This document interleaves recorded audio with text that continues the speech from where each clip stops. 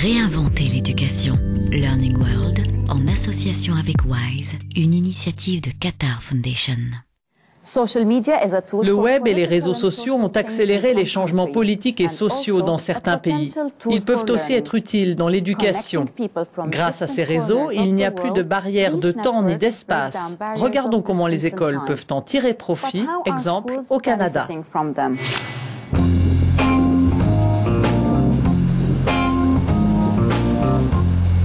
Good morning from Canada. Good morning, Mr. Wagner, and good afternoon from Brazil. Nous sommes à Saskatoon, une ville de 200 000 habitants située dans le centre du Canada. À l'école élémentaire de Saint-Angela, les élèves de dernière année voyagent aujourd'hui au Brésil grâce à Internet. En utilisant les réseaux sociaux, ces élèves entrent en lien avec des classes au Brésil, en Angleterre et en Afrique du Sud. Ces élèves canadiens vont même chercher leurs devoirs sur le blog de leur enseignant. Pour lui, les nouveaux médias diversifient l'apprentissage. Rencontrer les élèves et les professeurs d'autres pays rend l'apprentissage beaucoup plus riche, plus personnel. Et vous en saurez toujours plus qu'avec n'importe quel livre. Utiliser les réseaux sociaux à l'école présente des avantages. Un livre peut enseigner la géographie d'un pays, son climat. Mais quand vous parlez aux gens et que vous obtenez de l'information et non pas d'une encyclopédie, c'est comme si vous aviez toute l'histoire. Les élèves montrent plus d'intérêt, sont plus excités quand on a un copain à l'autre bout du monde et qu'on peut se parler comme si on habitait à côté. Les élèves créent aussi des vidéos sur les sujets abordés en classe, comme le racisme, et ils les partagent avec le monde grâce à Internet. C'est excitant d'utiliser la technologie pour envoyer des messages importants au monde. En 2010, ces enseignants canadiens ont reçu le prix de l'innovation en matière d'éducation au Forum de Johannesburg en Afrique du Sud. De cette manière, on parle aux enfants dans leur propre langue. On vient sur un terrain qu'ils maîtrisent déjà tout en l'insérant dans un contexte éducatif et en l'utilisant de manière positive.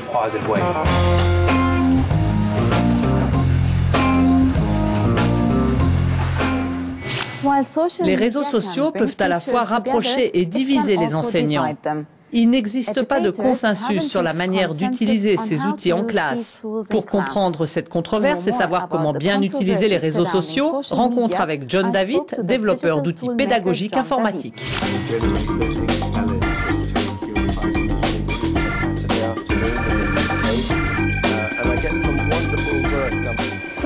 Les réseaux sociaux, comme leur nom l'indique, sont conçus pour tisser des liens entre les gens, mais ils peuvent aussi créer une dépendance. Quelle est votre opinion? La grande question est de savoir si nous voulons vivre dans ce monde ou ce monde virtuel. La seule réponse qui me vient, c'est que nous voulons que nos étudiants et nous-mêmes soyons bien armés pour vivre dans ces deux mondes. Nous ne voulons pas vivre enfermés dans une chambre avec un ordinateur, ni coincés avec l'idée que l'unique source d'enseignement qui nous reste est technologique. La meilleure alternative, c'est d'avoir un autre être humain en face de vous qui peut vous aider à comprendre ce que vous ne comprenez pas. Mais ce qui est positif, c'est la possibilité d'accéder et de communiquer à distance en utilisant des outils tels que les réseaux sociaux et le web.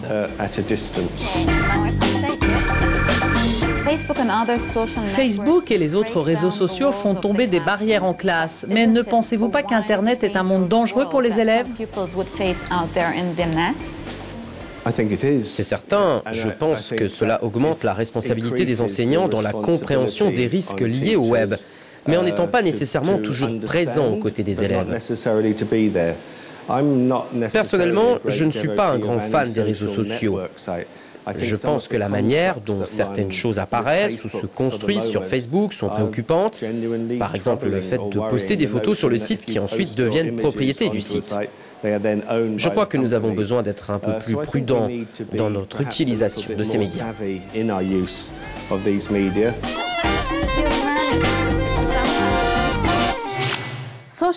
Les réseaux sociaux sont considérés comme chronophages et peuvent isoler les élèves et exposer leur vie privée. Les enseignants sont-ils formés pour expliquer ces risques à leurs élèves ainsi que les avantages et les inconvénients de ces réseaux sociaux?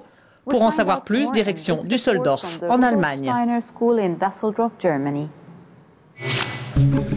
L'école Rudolf Steiner à Düsseldorf possède son propre site internet, un compte Facebook, Twitter et YouTube. Aujourd'hui, les élèves utilisent les réseaux sociaux. Ils créent des vidéos, postent des messages sur le site de l'école, le tout étant modéré par les enseignants qui ont conscience des menaces liées à l'intimité de leurs élèves.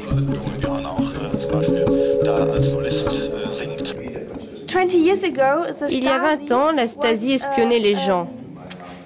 Et maintenant, on peut voir que les enfants le font librement, qu'ils s'exposent. Finalement, la Stasi et Facebook, c'est pareil.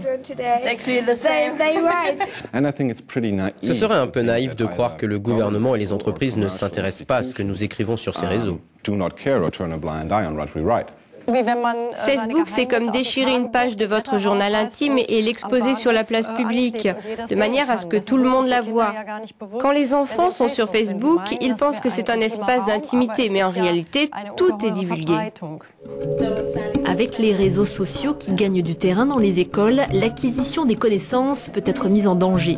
Certains professeurs estiment qu'Internet est chronophage, qu'il isole les individus et détériore la communication. Ce qui m'intéresse, c'est le temps que les gens passent connectés sur Internet. Et en tant qu'enseignant, je trouve qu'Internet n'encourage pas spécialement une communication en profondeur. Les réseaux sociaux ne l'encouragent pas, cette profondeur qui est si importante pour les jeunes à cet âge-là.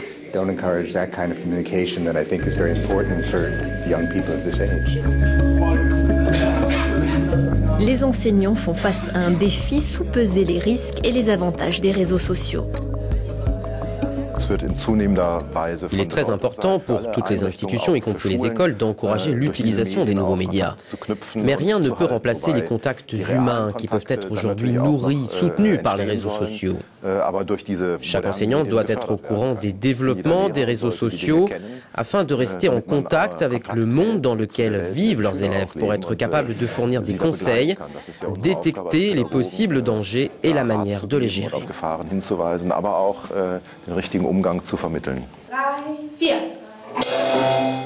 Ces réseaux sont aussi importants pour les anciens élèves. Certains vivent à l'étranger et grâce à ces réseaux, ils maintiennent le contact.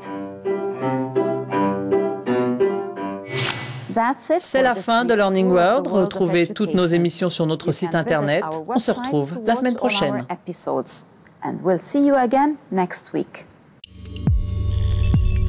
Learning World, en association avec WISE, une initiative de Qatar Foundation.